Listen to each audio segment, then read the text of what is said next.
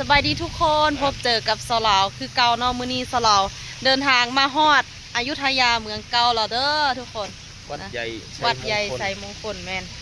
สิพาไปเบิ่งอ๋อเจ้าเห็นบ่เนาะตอนนี้มาฮอดแล้วเนาะในเวลา10:25 นาทีทุกคนเบิ่งวิวเจดีย์ใหญ่ทางหลังสลาวโอ้โหเดี๋ยวจะแม่นเดี๋ยวสิพาหลานไปเสี่ยมสีก่อนแล้วก็จังจะพากันย่างเลาะเบิ้งแนวนี้แหละเบิ้งแถวนี้แหละโมเมนต์แนวนี้แหละเลาะสำรวจตัวตาเบิ้ง บ่เคยมาจากเทื่อทุกคนเห็นแต่ในโทรทัศน์เนาะที่เขาเจ้าถ่ายหนังถ่ายละครเรื่องอันนั้นละอ๋อเจ้าหันละเบิ้งเฮ้ยเบิ้งยาถ่ายรูปกับไก่ถ่ายรูปกับไก่บักใหญ่สายไก่ตีก็ต้องมาทางนี้แหละทุกคนเบิ้งไก่ตีโตบักใหญ่มีเต้านำบ่เพิ่นว่าเต้าไงทุกคนเดี๋ยวสลาวพาทุกคนย่างเลาะเบิงบรรยากาศแถวนี้เนาะมาทุกคนเดี๋ยวพาเข้าไปย่างสมทางในเนาะเอาย่าไปทางใดแล้วโอ้ไปทางในพากันไปสั้นเสียมสีทุกคนไปว่าสิได้ใบที่เท่าใดเนาะอย่าบอกเด้อว่าสิได้ใบที่16 ใบยังเฮากะไปเบิ่งนำกันเนาะเฮ้ยตื่นเต้นทุกคนว่าเคยมาจากเทือไปโอ้โหหนึ่งยาขอพรขอยังอุ้ย ขึ้นยาลุกขึ้นได้บ่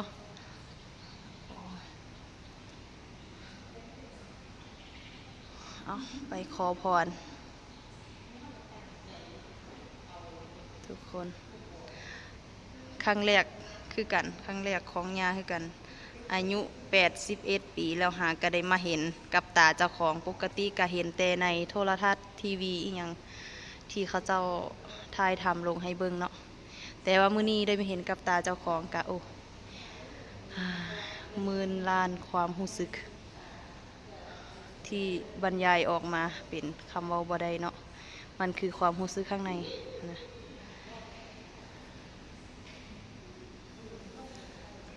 โอ้โหปาดไก่เงินไก่ทองไก่ตีเพื่อนนะ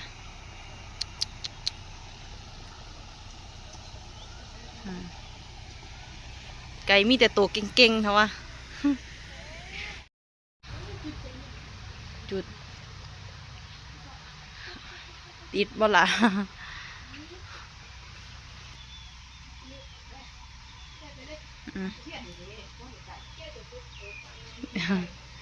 ยายหลานเพิ่นพากันจุดธูปขอพรขอโชคขอลาภเนาะมื้อวันที่16นี่ละเจอกัน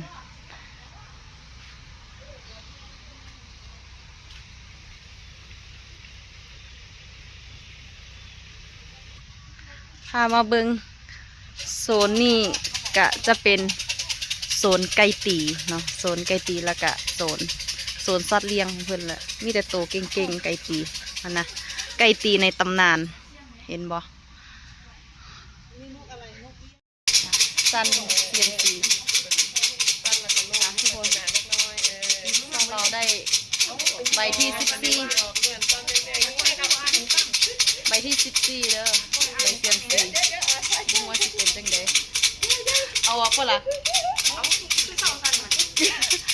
ออกแล้วในใบใดเนี่ยอันไหนเนี่ยจับมาเบิ่งอันนี้อันนี้รูด2 อันบอกเอาเก้าอันเก้ากับเก้าคือกันเอ้าเก้าหรือ6โอ้ยบ่แม่นอันนึงมัน16อัน16กับ9 16เก้าอันนี้เอ้ยแก้เฒ่าเสียงได้16กับ9 14ทายไว้ก่อนกูมันมาจากสกลนครเดินทางมาถึงอยุธยาขึ้นมันไปเอาใบเซียมซีเนาะใบที่14เนาะทุกคนที่เป็นจังใดเนาะใบเซียมซีของสลาวเดี๋ยวให้เบิ่งเด้อมาเบิ่งยาใบเซียมซีสิได้ใบใดเนาะซันใบเซียมซีครั้งแรกของเพื่อนคือกันบ่เคย อันเสียมสีจักเทื่อ กล้ามเป็นมัดแล้วบ่ออกเอาออกแล้ว2 ใบเอายิบ อันนี้ออกก้อนบ่21กันนี้16เอาลูกใครตัวบ่62มั้ย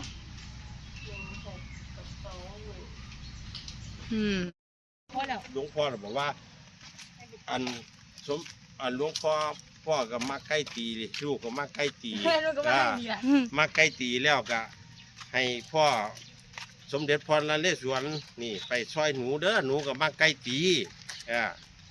เดี๋ยวนี้ซื้อมาแล้วนี่ตัวละ15,000ให้ใกล้ตีหนูเก่งตีเก่งๆคือไก่คุณพ่อเด้อพ่อที่มาของอันหมู่ปั้นไก่ตีเอานี่แม่นก็คือสมเด็จพระนเรศวรมหาราชนี่เพิ่นมาไก่ตีเป็นไก่ชนที่ครูบารมีเพิ่นสมัยบ้านนี้ก็เลยคนผู้ลองคนบอกจากประวัติที่มาก็คือในประวัติศาสตร์ไทย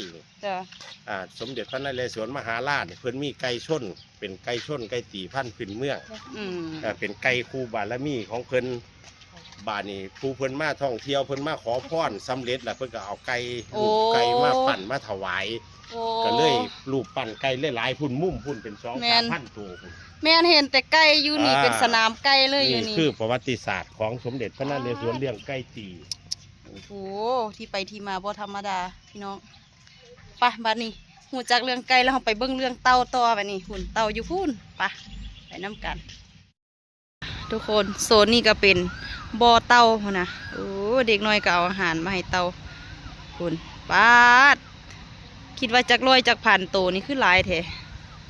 กระดูขึ้นตัวพ่อไอ้นี่ป้าดอยู่นี่บ่ป้าดบ่อเต่าเพิ่นแม่ไปข้างในไปเบิ่งข้างในน้ำกันทุกคนตอนนี้เราก็เข้ามาข้างในเจดีย์แล้วเป็นที่เรียบร้อยอู้นักท่องเที่ยวหลายทุกคนนั่นนักบุญนักท่องเที่ยวลังไลกันเข้ามาเนาะเมนบอโอ้เมนเนาะนี่เขากำแพงเก่าปลายมันหักบอนี่เขาเจ้าเฮ็ดปลายใหม่ดิบูรณะใหม่ทุกคนทุกสิ่งอย่างที่มันอันนี้เสื่อมไปเขาเจ้ากับบูรณะขึ้นมาใหม่เพื่อให้มันคงสภาพเก่าเนาะไปเฮาสิขึ้นสวรรค์บ่ ขึ้นไปพุ่นอยู่บ่เดี๋ยวถามแม่ขึ้นยอดอยู่เนาะทุกคนให้เบิ่งวิวอยู่ทางนี้ก่อนเนาะใส่ยอดยอดเห็นยอดอยู่เดี๋ยวจังใดเดี๋ยวสเราค่อยพาขึ้นไปทางเถิงเนาะเดี๋ยวท่าแม่ท่ายาก่อนเนาะเพื่อนยังไปเข้าห้องน้ำกันเฮ็ดธุระกันบัดนี้สิพาลูกชายขึ้นไปสมข้างในว่ามีอีหยังที่พิเศษเพราะว่าบ่เคยมาไปเบิ่งนำกันเนาะมาแล้วต้องไปแมนมาแล้วต้องไปให้สุดต้องไปให้ทุกมองมืออื่นก็ไปเล่นน้ำทะเลมืออื่นบ่ชลบุรี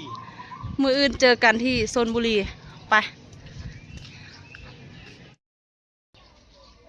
เอาไปย่าไปขึ้นเดี๋ยวสิพาย่าขึ้นพิชิตทางไปเบิ่งข้างในว่ามีอีหยังนะโอ้คือใจแต่ว่าใจเราถึงอยู่เด้อยาเบิ่งถึงคุณเราสิขึ้นไปเถิงคุณนะไป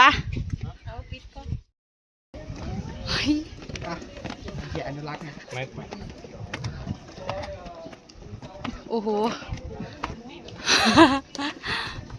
โอ้ผู้พาคือขึ้นสูงแท้ปาดตื่นเต้นคักขาอ่อนอยู่ดิบอเดอร์นี่ขาแข็งไปรอบๆด้วยไปเดี๋ยวยืนในจุดสูงสุดก่อนให้เบิ้งวิวข้างล่างก่อนโอ้โหขึ้นมานี่บ่ได้นับว่าบันไดมีจักรคันกล่องเว้ยโอ้หายใจฮือโอ้งามทุกคนนู่นนะสมกับการเมื่อยอีลีเมืองภาพใจเต้นตึบวิวงามโอ้เข้ามาหอทางในแล้วทุกคน สิ่งที่เราเห็นสิ่งที่อยู่ต่อหน้าเราคือโอ้อีหยังเด้อไม่ที่เขาเจ้าเฮ็ดมันเป็นบ่ออีหยังบ่อน้ำอีหยังมันก็ค้าจังอยู่เด้บ่อน้ำศักดิ์สิทธิ์อีหยังบ่เข้าใจฮะโอ้โหเดี๋ยวขออนุญาตถ่ายปาดคิดว่าจักเมตรเฮ้ยเขาเอิ้นว่าหยังบ่ฮู้คือกันแม่ก็บ่ฮู้คือกันถ้าผู้ใดฮู้จักว่าเขาเจ้าเอิ้นว่าอีหยังกะคอมเมนต์มาบอกในเด้อสลอก็บ่ฮู้จักคือกันเขาเจ้าโยนเงินโยนเหรียญอีหยังลงไปข้างล่างเนาะเลิกอยู่เลิกเติบไปรอบข้างใส่เป็นตาปั่นฝรั่งแม่นปะเขายังสิได้ไปหลายมองหลายบอนอยู่เฮากะสิฟ้าวไปแน่จักหน่อยปะ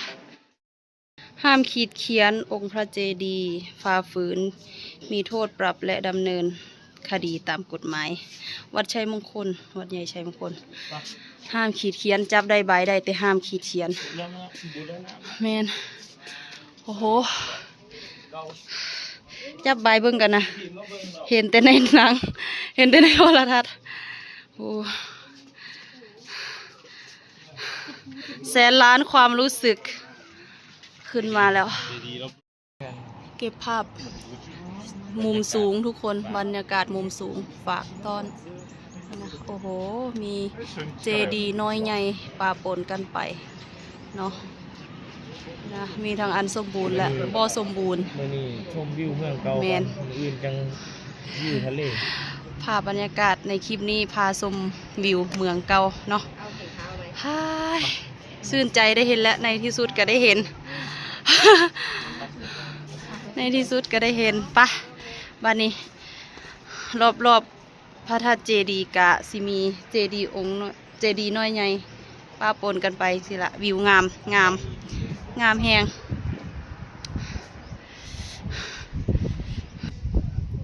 ขึ้นมาหอนี่ละกะสิมีคันใดสองฟังเนาะฟังพูนฟังซ้ายฟังขวาที่ให้เฮาย่างเวียนเบิ่งวิวเนาะให้เฮาย่างเวียนเบิ่งวิวอ้อมรอบเจดีย์เนาะมีต่างชาติมีนักท่องเที่ยวหลายๆประเทศเนาะต่างชาติมาหลายๆประเทศเลยกระแห่ลังไหลกันค่ะมาเบิ่ง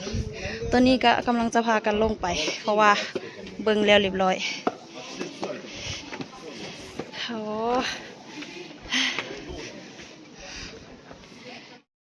ขึ้นสะพานข้ามน้ำวันนี้ทุกคนเห็นแต่ในโทรทัศน์มื้อนี้สลอสีย่างข้ามโอ้โหคือจังเจ้าของอยู่ในเรื่อง อ๋อเจ้าเลยเบิ่งวิวโอ้วิวของน้ำทุกคนเป็นบุญตาบุญบารมีท่านบ่มีบุญก็บ่ได้มาฮอดมาถึงทุกคนเอ้ยนะสะพานมีสองอันทางบนกับทางพี่สองสะพานเชื่อมต่อฝั่งนั้นกับฝั่งนี้เบิ่งหญ้าโอ้ยสู้ชีวิตคักหญ้าเฮ้อ มาหอดเราเด้อหญ้าผัวไปบ้านนี้ขึ้นรถไปมองไม่อีกทุกคนมีหลายๆบอนที่สิไปมื้อนี้ในคลิปนี้สิมีหลากหลายสถานที่ให้พ่อแม่พี่น้องได้เบิ่งได้ชมเนาะตอนนี้แดดฮ้อนแห้งกำลังสิพาญาไปบอนใหม่ไปเที่ยวให้สมใจกว่าสิได้มาอีกอะยังตั้งหลายปีเติบเนาะไปโอ้มันก็เป็นเมืองเก่าแล้วใหญ่นี่เห็นบ่เมืองอีกว่าเมียงเก่าก็เป็นแม่นบ่ เดียวคำว่าเก่าแล้ววางสี่พวกเขามันแล้วเบิ่งหมอจังว่าเทศบาลเนี่ยเทศบาลเมืองอยุธยาทุกคนมันเป็นวงเวียนไปแล้วนี่ไอ้นี่แม่เวียนหมูกันนอกมีกำลังจะเดินทางไปอีกบอนหนึ่งบอนที่ม้วนกว่านี้อีกเพิ่นว่าใหญ่กว่านี้อีกเนาะไปที่สองที่เราจะพาเขาไปเบิ่งที่เราจะพาไปเบิ่งก็คือนี่เมืองเก่าอยุธยามันก็ขึ้นแม่นขึ้นเป็นมรดกโลกว่านะ ปะมันคืออุทยานของเมืองเก่าอยุธยาไป ไปซื้อบัตรเขา ซื้อตั๋วซื้อบัตรเขาบ่ฮู้บ่แน่ใจว่าคนละจักบาทนะถามเบิ่งน้ำกันอ่ะอันนี้บ่ภาพจำลองอู้นี่แต่เก่าเป็นแบบนี้ตอนที่ยังสมบูรณ์เนาะ ยังซื้อเหื่อง ยังหุ่งเหืองคือสมัยแต่กี้ที่มันหุ่งเหืองสมบูรณ์เนี่ยจะเป็นแบบนี้เลยสวยงามปะเดี๋ยวเราเข้าไปเบิ่งภาพตัวจริงข้างในน้ำกันอ่ะทุกคน ซื้อบัตรเขา นี่สลอกะซื้อบัตรเข้ามาแล้วเนาะบัตรถ้าเป็นคนไทยบัตรละสาวบ่แน่ใจว่าต่างชาติคนละจักบาทนะ 25 25 บาทบ่ลื่นกัน5 บาทเนาะไปบาท เมืองเก่าเมืองอยุธยา แมน เอาบางไหนเข้าไปวัดใหญ่ มันเป็นวัด ไซมงคล แมน เป็นวัด เป็นวัดอันนี้เป็นสถานที่เป็นเมืองมงคลอาศัยอยู่จริงคล้ายๆว่าเป็นหมองที่กษัตริย์อีหยังเพิ่นอยู่อาศัยอยู่สมัยตะกี้เนาะตอนมันยังหุ่งเหืองพาดเบิ่งบันไดขึ้นแต่ละอันนี้เจดีย์ ย่างบึง ไปทุกคนโอ้ พูด โบนาเสือว่าสิกลายเป็นแบบนี้เนาะตามที่เฮาเบิ่งในภาพจำลองเถียงกันแล้วบัดนี้ไปโอ้โหให้เบิ่ง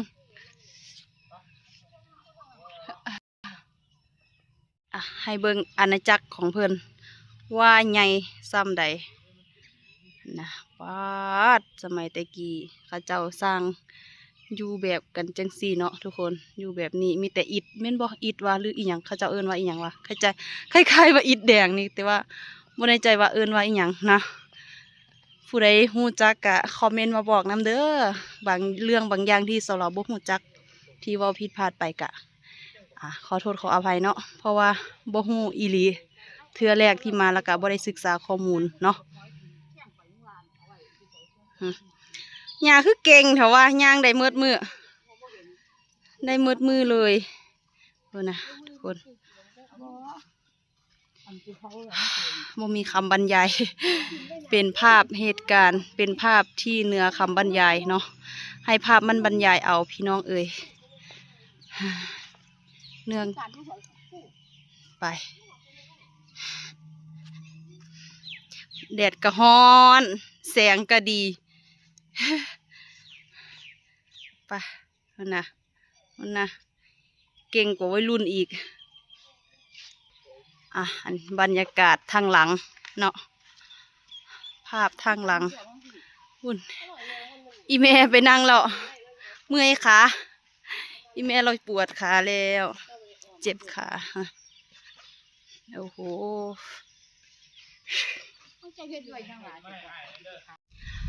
เดี๋ยวจะพาย่างอ้อมไปทางพุ่นเนาะแล้วก็จะไปออกทางประตูเข้า เนาะที่เราเข้าเมื่อกี้นี้อันนี้เป็นภาพทางหลังเนาะโอ้โหจะว่าจังใดล่ะคล้ายๆว่าเป็นตำหนักนี่เนาะตำหนักนี่เขาจะเอิ้นว่าตำหนักบ่นะ3 ตำหนักเลยแม่นบ่ บ่ถึกหรือบ่ผิดเนาะไปทุกคนเดี๋ยวพาไปย่างมีหลายสิ่งหลายอย่างที่เฮายังบ่ทันได้เห็นกับตามื้อนี้เฮาก็สิย่างสำรวจย่างเบิ่งให้เห็นกับตาของเฮาเองเบิดสู่มองสู่บอนเลยสู่แจเลยเนาะไปย่าเราเมื่อยแล้วย่าเฒ่าเราเมื่อยแล้วเราย่างไปอยู่รถท่าเนาะไปนักท่องเที่ยวก็หลายต่างชาติอีหยังเขาเจ้าก็มักเบิ่งแนวจังซี่เขาเจ้าก็มาถ่ายรูปถ่ายคลิปถ่ายหยังเนาะ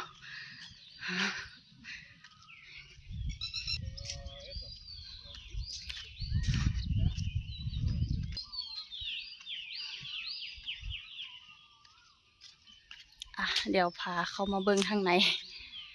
เบิ่งสู้แจอีหลี เพื่อบ่ให้สงสัยเนาะมุมนี้ก็สิเห็นโอ้พระเสียนขาดเนาะเสียนขาดนะเป็นพระเขานะพระองค์ใหญ่บ่มีเสียนขาดหลุดลงข้างล่างเนาะ กะสิจบอยู่บ่นี่แหละถ้าย่างไปทางพุ่นน้อยหนึงกะสิแม่นทางเฮาเข้าเนาะทางเฮาเข้ามาเดี๋ยวเราจะย่างเข้าไปบอนทางเฮาเข้ามาเนาะ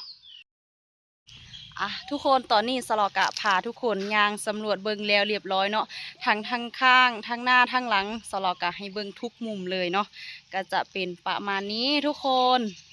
นี่เนาะคลิปนี้สลอกะสิจบอยู่ที่อุทยานเมืองเก่าอยุธยาเนาะทุกคนอันนี้ก็จะขึ้นชื่อเป็นมรดกโลกที่จับต้องบ่ได้เนาะนี่แหละทุกคนมื้อนี้ม่วนตื่นเต้นแล้วก็มีแนวที่ตื่นเต้นและมีแนวที่ประหลาดใจหลายอย่างเนาะเขามาเห็นกับตามีล้านเป็นหมื่นล้านความรู้สึกทางในใจเฮาประทับใจรู้สึกประทับใจที่ได้มาอยู่ในจุดนี้เนาะทุกคนนี่หอแล้วตอนนี้อาวกับหลานอาวกับลูกกำลังย่างมาเนาะกำลังสิพากันเข้าเมืองหากินข้าวตอนนี้กะเวลาเที่ยง51 นาทีเนาะถ้าเฮาเบิ่งในภาพอาจจะบ่ค่อยอันนี้ปานใดเฮาต้องมาเบิ่งกับตาให้เห็นกับตาเจ้าของจึงจะประทับใจแห่งกว่านี้เนาะความรู้สึกก็คือดีตื่นเต้นที่ได้มาเห็นถือว่าเป็นบุญวาสนาของชาวเรามีบุญวาสนาที่ได้มาเห็นได้มายืนเบิ่งชมเนาะทุกคนเดี๋ยวเราขอตัวลาทุกคนไปก่อนเด้อเอาไว้พบเจอกันในคลิปหน้าสบายดี